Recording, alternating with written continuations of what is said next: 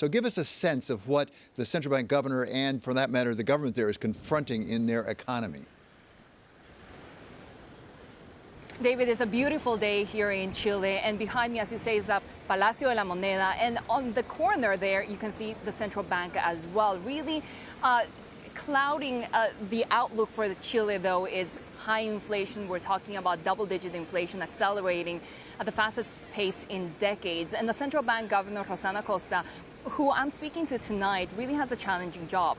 The expectation right now is that she'll keep rates at 11.25%, which is the highest since 1998.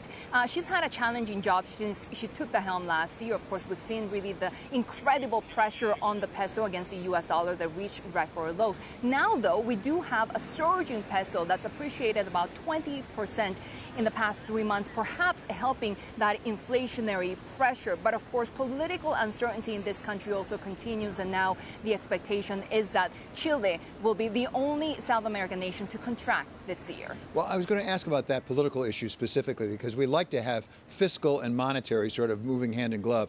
How does the central bank fit together with the political government down there?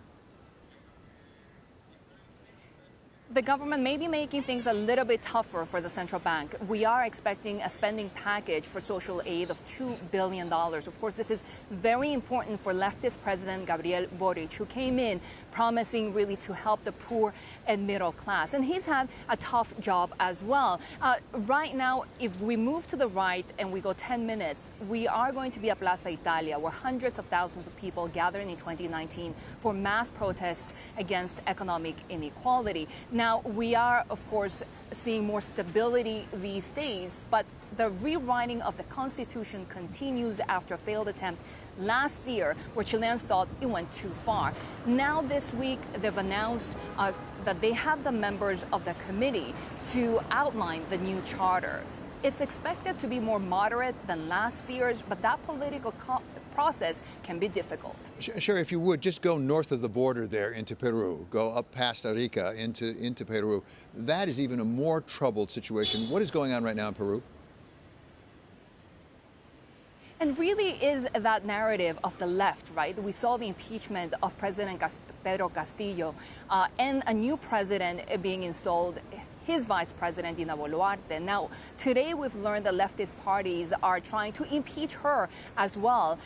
The parties include Peru Libre, and that was the party that actually she ran on the ticket for vice president. But the violence has continued from supporters of Pedro Castillo who want to see him released. More than 50 people have died in the past 6 weeks of ongoing violence. We continue to watch these markets because they represent really the future for Latin America at a time when markets are very concerned about where Chile, the richest country here in the continent, Peru, is also going under a leftist administration.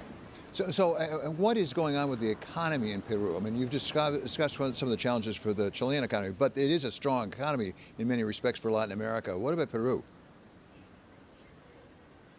We are also seeing in Peru the same story unfold, which is very high inflation rates and the Central Bank of Peru having to hike rates more than a dozen times consecutively.